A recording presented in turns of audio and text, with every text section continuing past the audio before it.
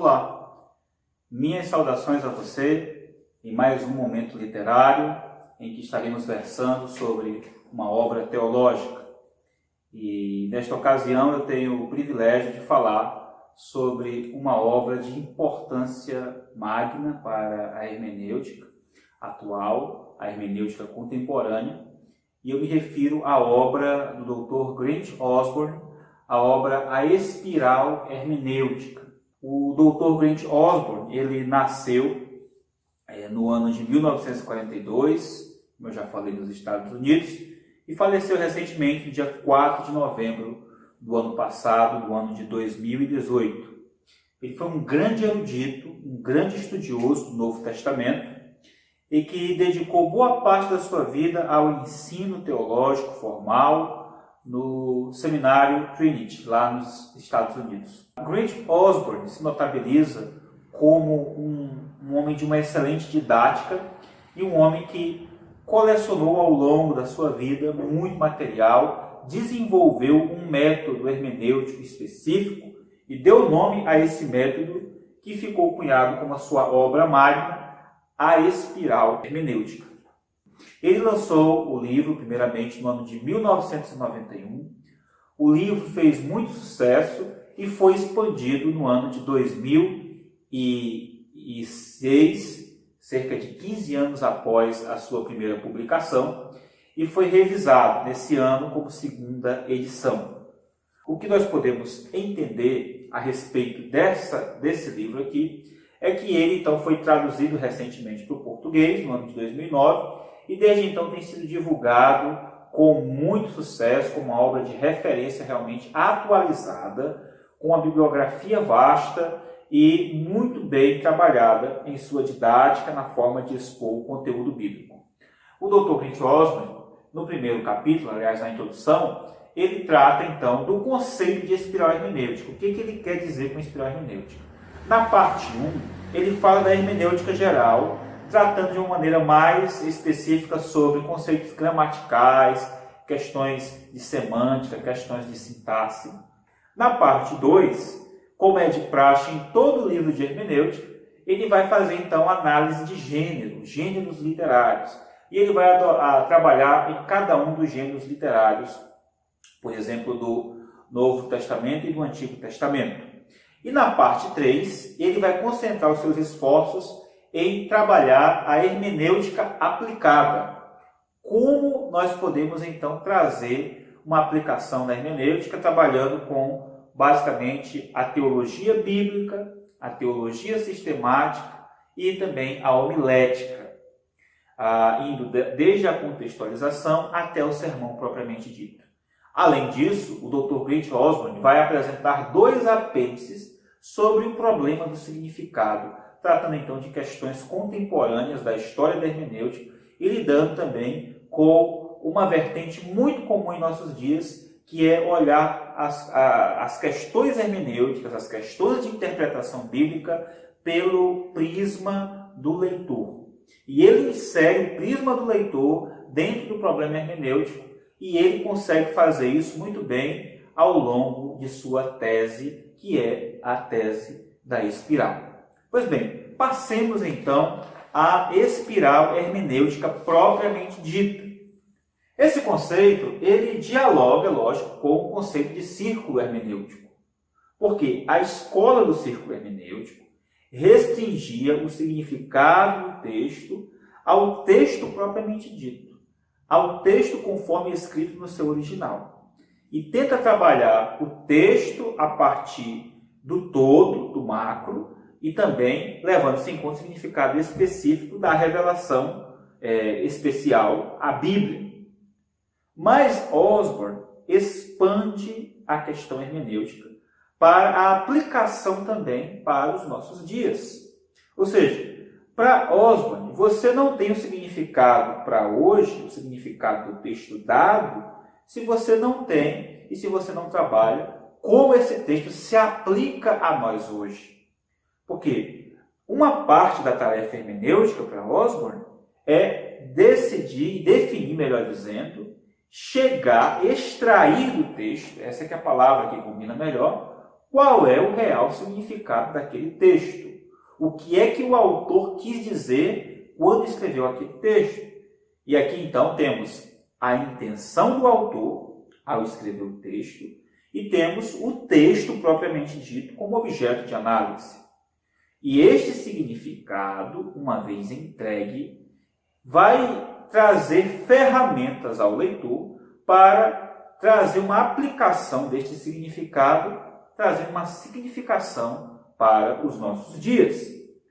Assim, a hermenêutica, ao olhar de Osborne, ela não fica restrita meramente ao texto antigo das Escrituras.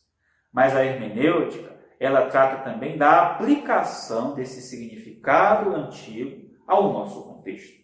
Então, para exemplificar, por exemplo, nós não podemos definir, por exemplo, o que é a questão da lei em Romanos, ou da lei, ou da nova aliança no Novo Testamento. Vamos pegar aqui a questão da nova aliança, que fica melhor. Se nós não soubermos aplicar o conceito de nova aliança que está ali, tanto no Antigo quanto no Novo, e aplicar a nova aliança aos crentes do século XXI. Porque não faria sentido deixar a coisa restrita lá. Então, para Osborne, parte do significado e a completude do processo hermenêutico envolve também como nós podemos nos apropriar daquele significado que foi dado como revelação no século I, ou até mesmo nos séculos anteriores a Cristo, no Antigo Testamento, como podemos aplicá-lo hoje, no século XXI.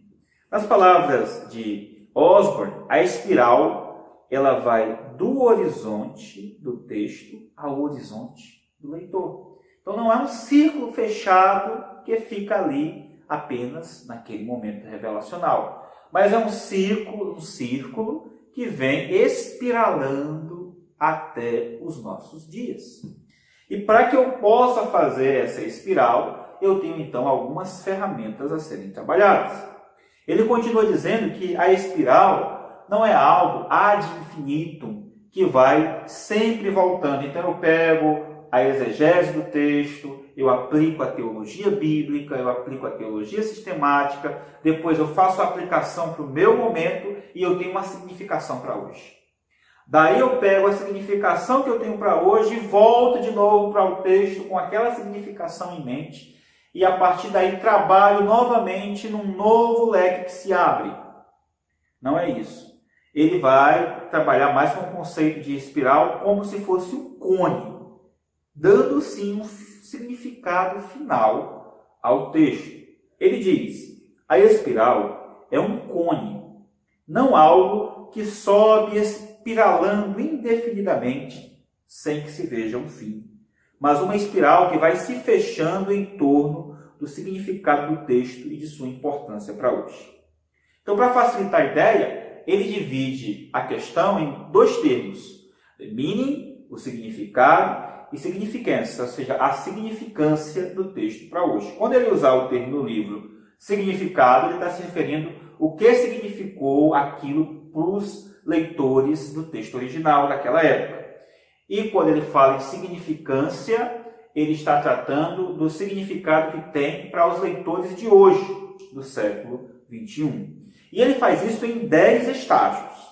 O mapa do livro, você vai fazer aquele estudo sintético de todo o livro. O diagrama linear da passagem, então você vai estudar a passagem, vai diagramá-la, fazer toda a sua análise. Para isso você vai fazer então, uma terceira etapa, o estudo gramatical da passagem, fazer o estudo dos vocábulos, e aí entra também o estudo semântico.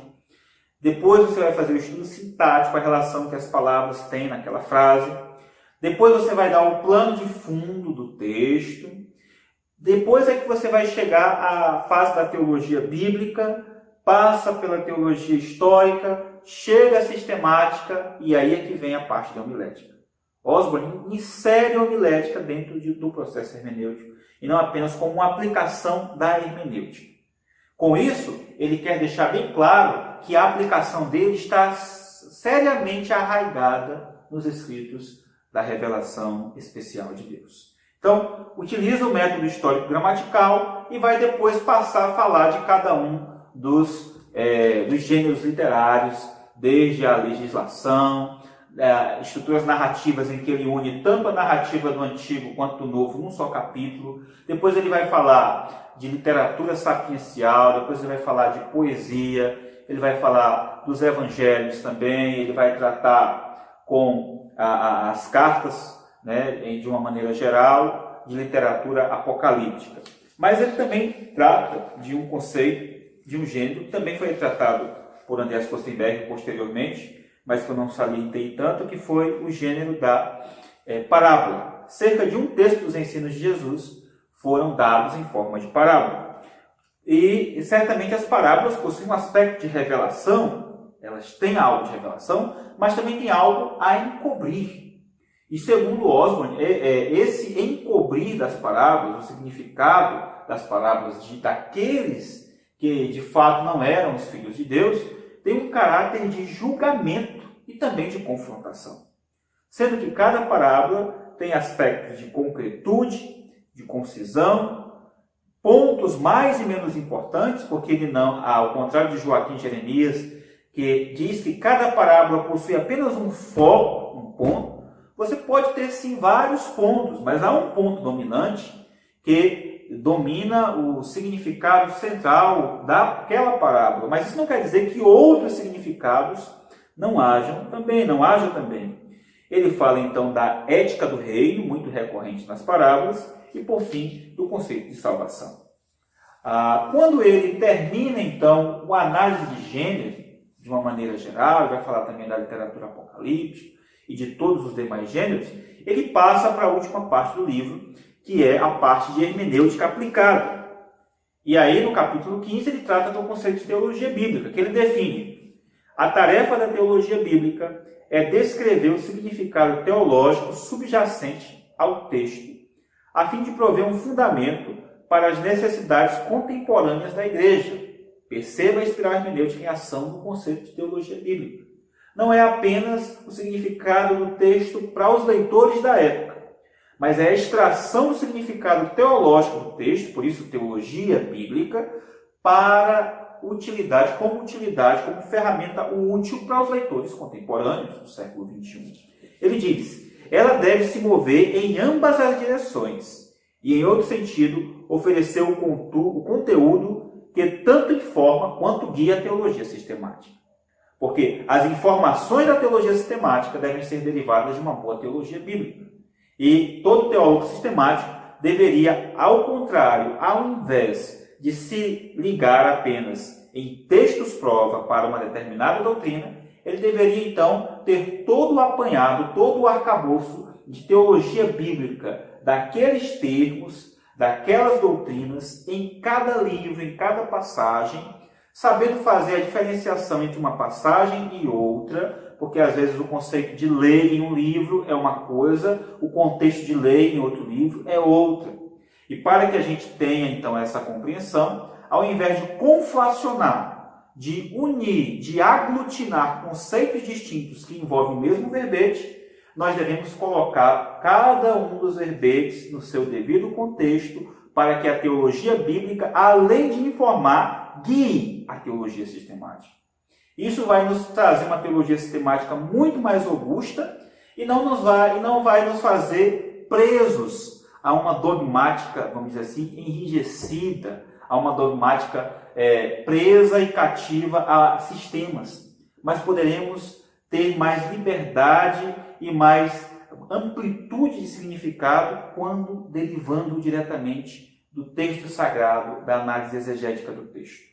Também ele vai falar, quando se referindo à teologia sistemática, no capítulo 16, que nós todos temos os nossos sistemas. Se você é calvinista, você parte de uma premissa calvinista. Se você é arminiano, parte de uma premissa arminiana. Mas é preciso que haja honestidade. Veja o quanto ele é honesto. Ele diz: todos nós fazemos o possível para que a nossa posição prevaleça. Dificilmente alguém, em algum momento, está empenhado em uma pesquisa puramente objetiva em busca da verdade. Esses preconceitos mas uma abundância incrível de opções disponíveis em nosso mundo pluralista, e aí ele dialoga com nossa cultura pós-moderna, tornam difícil, se não impossível, determinar qual opção teológica é realmente a melhor, em alguns casos, muito menos qual delas é verdadeira no sentido da máxima ou absoluta verdade. Muitas vezes, um determinado conceito que não é essencial, que não está dentro do credo, das doutrinas essenciais da fé cristã, é passível de julgamento, é passível de análise. Então, questões secundárias. Você não pode bater o martelo com tanta eficácia. E é preciso ter a coragem de dizer isso. E o Dr. Grant Osborne tem essa coragem, tem essa humildade. Mas ele fala também que nós não devemos ter medo de nos posicionar, mas nos posicionar levando-se em conta também, com toda certeza, aquela capacidade de dizer com que grau de exatidão eu posso afirmar isso aqui. Ele diz, por exemplo, eu tenho 99,99% de certeza de que minhas visões sobre a divindade de Cristo e a expiação substitutiva estão corretas. Né? Tá certo? Estamos aí, eu creio na divindade de Cristo, eu creio na expiação substitutiva, e parece que as Escrituras nos fornecem elementos bem robustos, tanto de teologia bíblica quanto na sistemática, de que essas doutrinas estão lá de fato. Mas eu estou, ele continua, apenas 90% seguro de minha posição intermediária sobre a questão carismática. As línguas são usadas por Deus nos dias de hoje, mas não em relação a todo mundo. Quer dizer, ele é carismático, ele crê que as Bíblias estão aí, mas ele é moderado, né? Não é aquela posição fechada que todos irão desenvolver os dons carismáticos. Ele só diz que tem 90% de certeza sobre isso. É honesto. Ele diz também que sobre a sua crença no pós-tribulacionismo pré-milenista, ele também só tem 90% de certeza. Quanto às minhas visões arminianas moderadas, ele é um arminiano moderado, ou a minha simpatia pela ordenação de mulheres, ele é um igualitarista, ele sente que está 80% certo. Então perceba que apesar de qualquer divergência que você tenha com o Grant Osborne, é necessário você compreender que ele tenta ser fiel e tenta ser honesto quanto aos seus posicionamentos e até com que grau de certeza ele professa tal doutrina ou tal ensinamento. E tudo isso porque ele adota um método realista, mas é um método realista crítico, que nas palavras dele, ele afirma que se recusa a ser dono da verdade e tenta aprender com as escolas de pensamentos concorrentes, por meio de um reconhecimento honesto de que outros poderiam estar corretos. Você já parou para analisar que talvez a escola que você critica possa ter a verdade naquela área que você tanto critica e que só faltou estudar um pouco mais? Então, é bom ouvir as escolas concorrentes, é bom ver o que é que eles têm a dizer, é bom ver que embasamento bíblico tem, para depois você se posicionar. E se você já parte de uma premissa, como parte de um sistema, ouça também o que a outra escola diz. Isso pode ser útil na sua metodologia hermenêutica, na sua análise não tão enviesada.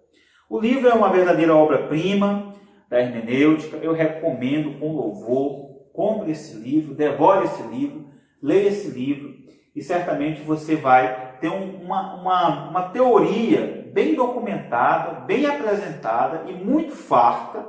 E eu penso que a principal teoria hermenêutica dentre os protestantes, apresentada aqui com votos de louvor. Então, quero indicar o livro do Dr. Grant Osborne, que apesar de arminiano, né, apesar de pós-tribulacionista, eu teria todo o prazer de estudar com ele, apesar de carismático, apesar de ter uma inclinação pelo ministério pastoral feminino, mesmo eu discordando disso, eu teria o prazer de estudar com ele, porque ele é um homem piedoso, era um homem sério, eu não pude ter essa oportunidade, mas posso ainda desfrutar dos seus escritos. Cumpre a literatura do Dr. Grant Osborne, leia sua obra magna, Espiral Hermenêutica, e seja edificado com a simplicidade e, ao mesmo tempo, a robustez teológica e a erudição humilde deste grande servo de Deus. Essa foi a nossa dica literária de hoje. Muito obrigado e que Deus te abençoe e até uma próxima oportunidade.